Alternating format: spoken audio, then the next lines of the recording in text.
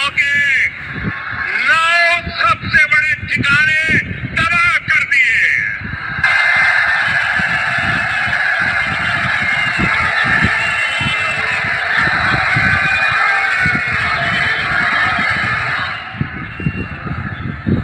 दुनिया ने और देश के दुश्मनों ने भी देख लिया कि जब सिंदूर बारूद बन जाता है तो नतीजा क्या होता है। नए बने देशनोक रेलवे स्टेशन का उद्घाटन किया। इस दौरान उन्होंने पाकिस्तान को चेतावनी देते हुए कहा कि अब पाकिस्तान से बात सिर्फ पीओके पाकिस्तान के कब्जे वाले कश्मीर को लेकर ही होगी। पाकिस्तान को पानी भी नहीं मिलेगा। नरेंद्र मोदी ने यह कहा है कि पाकिस्तान को भारत के पानी का हक नहीं मिलेगा। ये भारत का ठेका और संकल्प है। कोई भी ताकत इस संकल्प को रोक नहीं सकती। जो पाकिस्तान आतंकियों का साथ देगा उसे इसकी कीमत चुकानी पड़ेगी। मोदी की नसों में गर्म सिंदूर बह रहा है, ये प्रधानमंत्री नरेंद्र मोदी ने अपने भाषण में कहा। मोदी ने कहा कि मेरी नसों नसों में अब गर्म लहू नहीं बल्कि सिंदूर बह रहा है। भारत ने साफ कर दिया है कि हर आतंकी हमले की पाकिस्तान को भारी कीमत चुकानी पड़ेगी। ये कीमत पाकिस्तान की सेना और उनके अर्थव्यवस्था दोनों चुकाएंगे। पाकिस्तान ने नाल एयरबेस को निशाना बनाया था लेकिन उसे कोई नुकसान नहीं हुआ। वहीं उनके रहमियार खान एयरबेस को हमने इतना नुकसान पहुंचाया कि वह अब आईसीयू में पड़ा है और कब ठीक होगा पता नहीं। पाकिस्तान के साथ न तो व्यापार होगा न ही बातचीत। अगर बात होगी तो केवल कश्मीर और पाकिस्तान के कब्जे वाले पीओके की होगी। ऑपरेशन सिंदूर ने तय किए थे 3 नियम, पीएम मोदी ने कहा। प्रधानमंत्री नरेंद्र मोदी ने बीकानेर में कहा है कि ऑपरेशन सिंदूर ने आतंकवाद से लड़ने के 3 नियम बनाए। पहला, अगर भारत में कोई आतंकी हमला करेगा तो उसे तेज और कड़ा जवाब मिलेगा। इसे देश के खिलाफ युद्ध माना जाएगा और जवाब देने का समय सेना तय करेगी। दूसरा, भारत परमाणु धमकी से डरने वाला नहीं है। और तीसरा, आतंकवादी और उनके समर्थन देने वाली सरकार को एक समान माना जाएगा। पाकिस्तान अपना स्टेट और नॉन स्टेट वाला खेल नहीं चला पाएगा। पूरी दुनिया में अलग थलग 7 प्रतिनिधियों मंडल पाकिस्तान की सच्चाई दुनिया के सामने रखेंगे। पाकिस्तान का असली चेहरा सबके सामने आ गया है और भविष्य में इस प्रकार से वो गलतियां करेगा तो उसके चेहरा उजागर होगा। आगे मोदी ने न्याय का ये स्वरूप है, ये न्याय का नया समय है, स्वरूप है। प्रधानमंत्री ने कहा कि ये बदले का खेल नहीं है बल्कि न्याय का एक नया तरीका है, जिसे ऑपरेशन सिंदूर कहते हैं। ये गुस्सा नहीं बल्कि मजबूत भारत की ताकत है। ये भारत का नया रूप है। पहले दुश्मन घर में घुसकर हमला करता था, अब हमने सीधे सीने पर प्रहार किया है। मैं देश को कभी नहीं मिटने दूंगा, पीएम मोदी।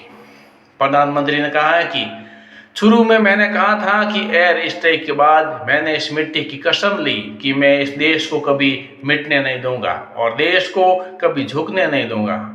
आज मैं राजस्थान की धरती से देशवासियों से बड़े आदर के साथ कहना चाहता हूं कि पूरे देश में तिरंगा यात्राएं चल रही हैं। जो लोग देश की मिट्टी को मिटाने की सोच रहे थे उन्हें हम मिट्टी में मिला चुके हैं। जो लोग हिंदुस्तान का खून बहा रहे थे उनका हिसाब हमने लिया है। जो सोचते थे कि भारत चुप रहेगा, आज वे डर के मारे अपने घरों में छुपे हुए हैं। जो अपनी ताकत पर घमंड करते हैं वे आज मलबे के नीचे दबे हैं। सिंदूर बना बारूद।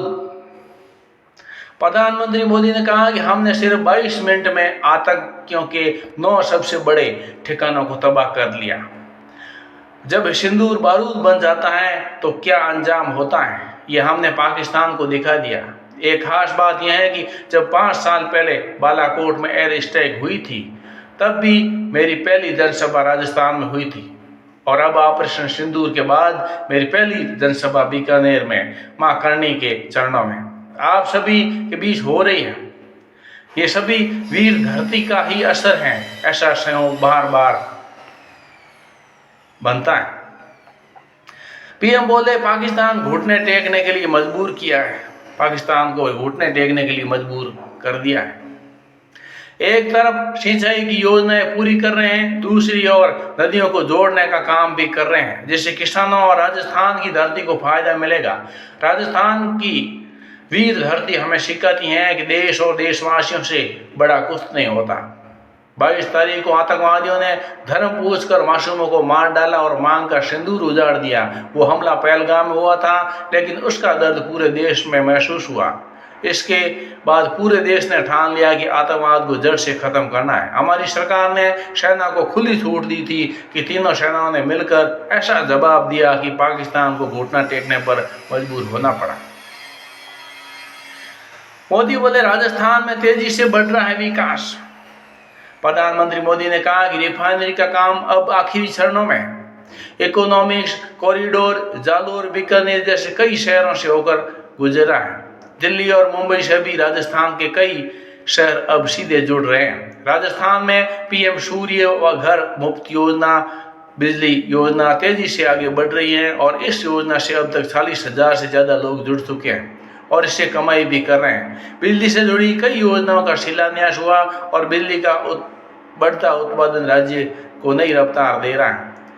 राजस्थान महाराजा गंगा सिंह जी की धरती है। यहाँ के लोग पानी की अहमियत को अच्छी तरह से जानते हैं। प्रधानमंत्री बोले रेलवे के विकास के लिए भी 10,000 करोड़ से ज्यादा सहायता मिलेगी। केंद्र सरकार रेलवे के विकास के लिए भी 10,000 करोड़ रुपए ज्यादा खर्च करेगी और यह राशि 2017 के मुकाबले 15 गुना ज्यादा है। इससे राजस्थान में विकास और तेजी से होगा। मोदी ने आगे बताया है कि विकास को फायदा मिलेगा बीकानेर को खास करके। राजस्थान के गांव तेजी से तरक्की कर रहे हैं और युवाओं को शहरों में अच्छे मौके मिले। इसके लिए युवाओं को शहर में अच्छे मौके मिले। डबल इंजन की सरकार लगातार काम कर रही है। नई औद्योगिक नीतियां लागू की गई हैं जिनका फायदा बीकानेर को जरूर मिलेगा। जब बीकानेर की बात होती है तो बीकानेरी भुजिया का स्वाद और रसगुल्लों की मिठास दुनिया भर में अपनी पहचान बना रही है और आगे भी बढ़ेगी। अमृत स्टेशनों से बढ़ेगा रोजगार का टूरिज्म। प्रधानमंत्री मोदी ने इन अमृत स्टेशनों में देश का इतिहास दिखेगा। इनमें टूरिज्म बढ़ रहा है और लोगों को रोजगार भी मिल रहा है। विकास के इन कामों से गरीब और जरूरतमंद लोगों को फायदा हो रहा है और किसानों की फसलें आसानी से बाजार तक पहुंच रही हैं और नए उद्योग भी बन रहे हैं।